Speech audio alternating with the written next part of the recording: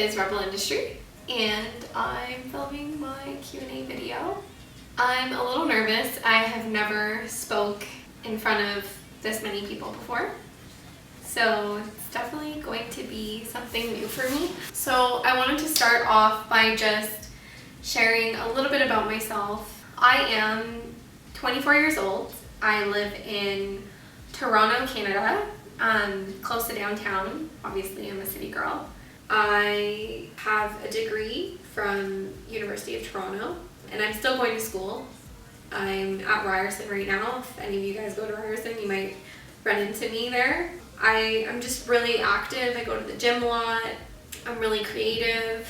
I love art, and I've been a dancer for pretty much my whole life, I would say, since I was 4 years old. I started in, ballet. Ballet was my introduction to dance, and I moved into jazz, I moved into lyrical, tap, hip hop, modern, you name it, I've probably done it. I did competitive dance as well for a number of years, and I don't think necessarily that it's important to be a dancer or have a dance background to be a shuffler. Don't think that you need the experience, because I don't think that really makes a difference. Yeah, it helps with technique or being able to pick up choreography, but shuffling is a little bit different in that sense. I know so many people, especially people that are close to me, some of even my crew members in Zionify, none of them have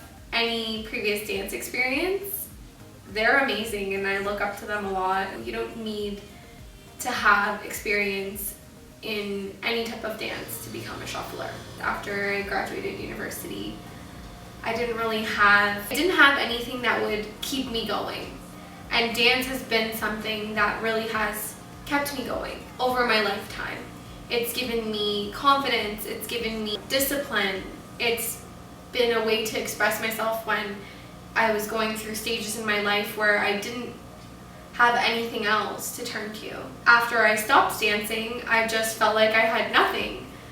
I felt so lost, and I felt like part of me was missing. And that's when shuffling came along and really changed my life. Funny enough, I saw an Instagram video that really stood out to me. They were dancing so amazing, and they had such style, and I was like, wow, this is so different. I've never seen anything like this before. And that's when I realized I was going to become a shuffler. I said, I'm going to be able to do this. I don't care how long it takes me, which it did take a long time.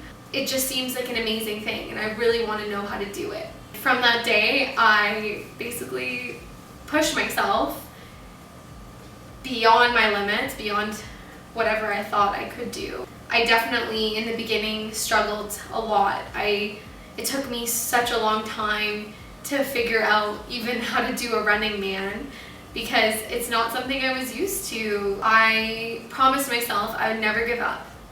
And one of the people that stood out to me in terms of when I was trying to learn and watching her progression was Elena, and some of you would know her as E. Cruisin'. She was such a motivation because she really spoke out on learning and a learning curve. That, it's going to take time, it's going to take practice, and to never ever give up. There were times where I personally was like, I cannot do this. I've been practicing the same move a million times, and I feel like I'm just not getting it. Every single day I practice. In the beginning, I practiced, oh God, some days I'd practice for like 2 hours. I wanted to become good, and I knew that it would take practice, because nothing comes easy in life. You can't just tell them, Toto, tell them. You can't just learn something, by doing it a couple of times. You have to do it over and over, and that's what Elena was telling all her followers. And I think that's really important, and I want to stress that to you guys. If you are learning and you feel like you're just not getting it, just keep going. Keep doing the same moves, keep practicing. Eventually it will come, I promise you. That's kind of how my journey into shuffling. I started wanting to learn more about the scene. I wanted to learn more about what types of styles there were, because in the beginning I didn't know there was many different styles. Now I know there's rocking and Melbourne and cutting shapes. There's so many different styles and so many different places in the world that practice shuffling. And it was so amazing to really dive into that and just realize there was like a whole other dimension to this. You know, on top of that, since I was 17, I craved this music. To this day, I'm obsessed. I can't go a day without listening to. My favorite right now would be techno.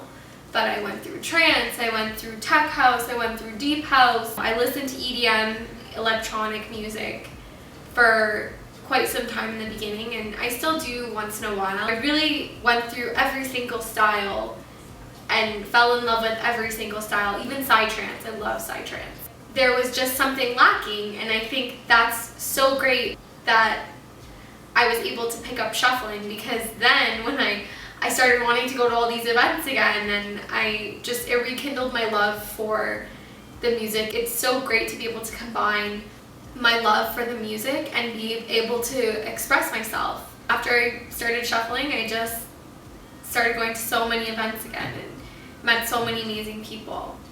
Just a little bit about my experience with Toronto Rockers Union and Psionify. So a lot of people ask me in my questions how I got into a shuffle crew. It was very interesting the way we formed.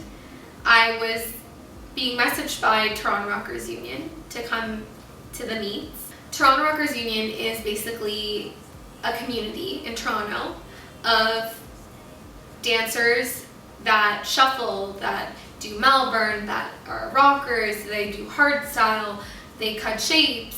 It's a very judgment-free environment. They have meets once a month, and I was a little bit nervous to go to my first meet. Going to the meet, the Toronto Rockers Union meet, was probably the best decision I ever made. I met so many amazing people, was able to grow as a dancer, was able to learn so much, and now I'm actually an admin for Toronto Rockers Union. We have a group on Facebook and also a page if you guys want to check it out. But I also teach classes now through Toronto Rockers Union, so overall it was an amazing thing to be introduced to, and I encourage you guys, if you have communities like that in your area, and if you don't, well, I definitely think you should start one.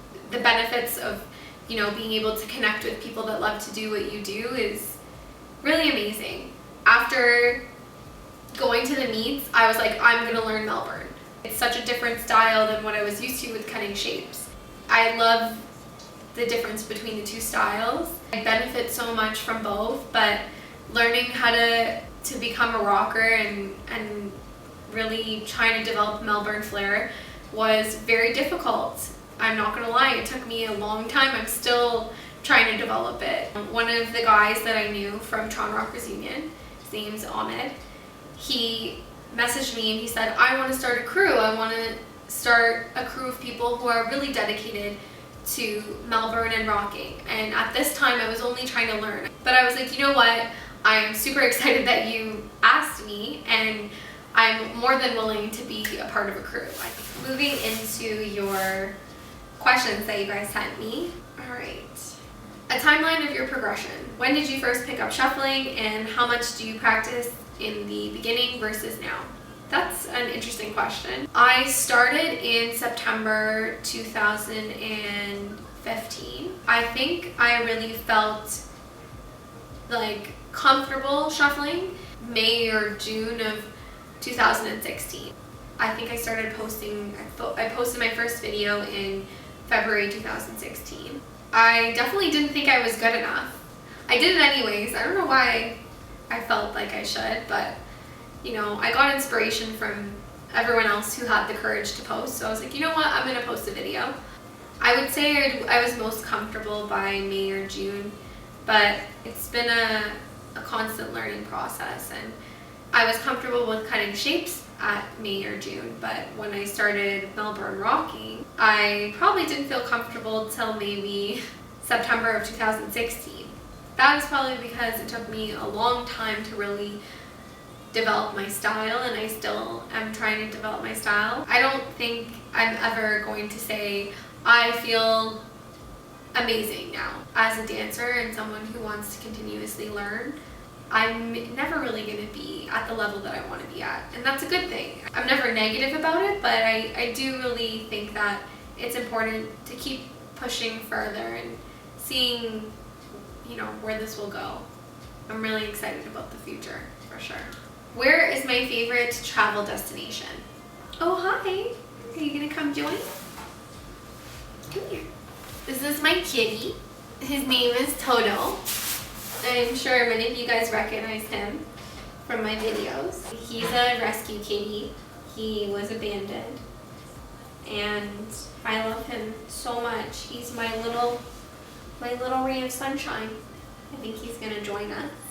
So my favorite travel destination, I would say, would be, I'll answer this question maybe by where I would want to go, and that would probably be Italy. My background is Italian, but I have never been, so I think that would be somewhere I definitely want to visit.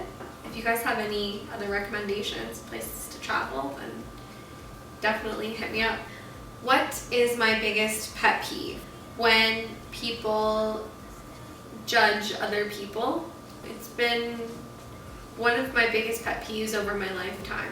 I'm just a very judgment-free person. I'm very open to others' opinions, and a lot of people are bullied because they judge other people. And to me, that's not okay. So my biggest pet peeve is when someone judges you before they even know you. They may not like the way you look, or they may think bad things about you, but they don't really know you. It's that old saying, you know, can't judge a book by its cover, but it is really true. Like, I really think that people should stop judging everybody else. And I know we're all victims of it on our phones. We go through Instagram, we are constantly exposed to a million different things. It really causes you to judge others. If more people were more open-minded, I think we'd have a lot less problems in the world. Do I have any other hobbies other than shuffling? One of my hobbies would be learning. I know that's kind of a weird thing, but I do love to learn. I love taking classes on the side. I love reading. I do love yoga. I'm trying to get into yoga and meditation more. I'm trying to get more grounded. Another hobby I have is fashion. I have always been interested in fashion.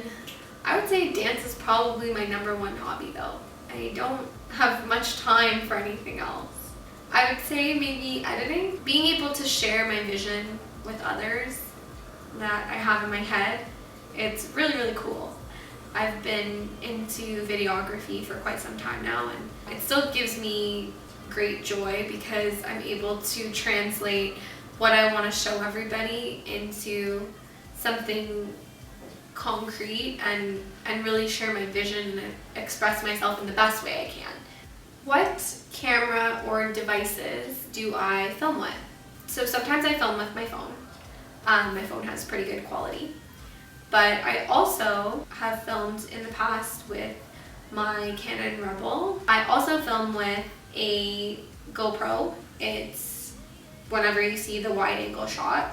I live in Canada and it's cold a lot, so I can't always film outside. That's really the best option when I'm, you know, inside and wanting to shoot a video. It gives you a nice wide angle. It shoots in pretty good quality as well, although I do prefer the DSLR quality, for sure. Let's see. What do I think when someone uses my videos to make a compilation of shufflers? That's very interesting. I know exactly what you're talking about. On YouTube, I see a lot of compilations. I've seen them on Facebook too, but mostly YouTube, of my video that I worked really hard on, and you know, I do put a lot of time into it. And someone's just taken it and slapped it into a compilation of a bunch of different other dancers. Usually they change the song. I mean, it's a great way for people to get exposure, but at the same time, you know, you're kind of stealing my work. A lot of people do reach out and ask me if you want to share my videos to more people, and you know, you've asked for my permission, then I have no problem with it at all. Someone asked me where the best place is to be exposed to new music. SoundCloud is good, but for me, I love Spotify because it recommends songs and playlists to you that over time, like whatever you're listening to, it really adapts. And I've found a lot of my songs that I use in my videos through Spotify. It's probably my go-to now. If you look up Rebel Industry, you'll find all my playlists, all my music. Check out my Spotify account because I'm sure you'll be able to find whatever you're looking for. The last thing I really wanted to say to you guys is that I hope you all know how much this means to me, that I can share what I love to do with you, and I just hope to have your continuing support, and I'll keep making and creating new and innovative videos and collaborations, and just my dream to keep going with this. Come here, yeah. And you know, from me and Toto, thank you so much for watching. I'm really happy to have all your support. Stay.